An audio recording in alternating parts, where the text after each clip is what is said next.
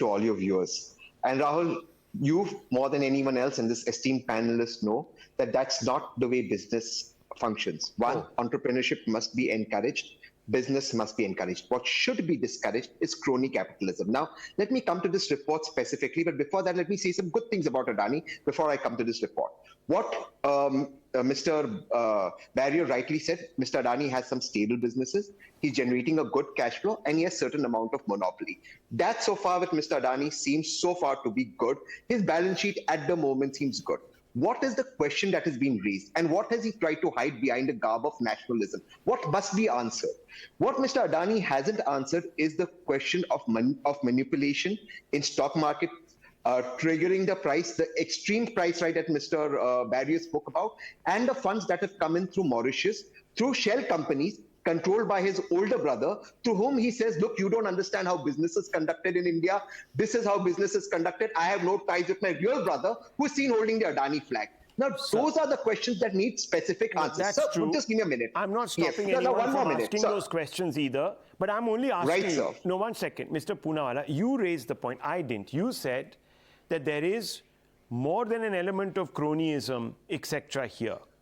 Now, I just want to ask you, morally, if there is so much taint, and if this person is using public money because of his great buddy connections, as you claim, to the government, and it's all unsecured and perhaps dodgy, then why is the Congress doing business with Adani in their states? So, once again, with humility, sir, these facts are completely misplaced and irrelevant. Mr. Adani has reduced his debt in India, particularly public sector units, and I want to tell your viewers, nor will LIC or SBI. Sir, I'm only talking about morality here. I'm not talking about the specifics, because neither are you qualified and neither am I qualified. Sir, actually I am. So, I have also invested in the company. Right. I am very well qualified, but sir, if you allow me to make my point. Company. Yes, sir. And if you, and for sake of disclosure, may I please put that out? Yes, sir. So may I please put that out? I've read both the reports, including Mr. Adani's denial. So please allow me to make my point, because when you interrupt, sir, the flow breaks. So please allow me, kindly. Yes. So first, neither is LIC going to sink, neither is SBI going to sink. No public sector units are going to sink. Let's get that out of the way.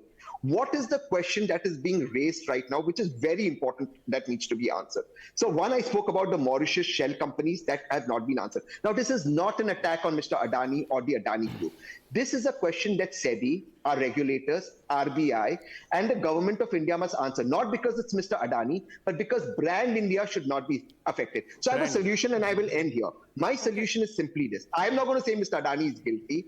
I'm going to say let the government come out immediately with an open, transparent report, because in March, you're going to have India's by S&P.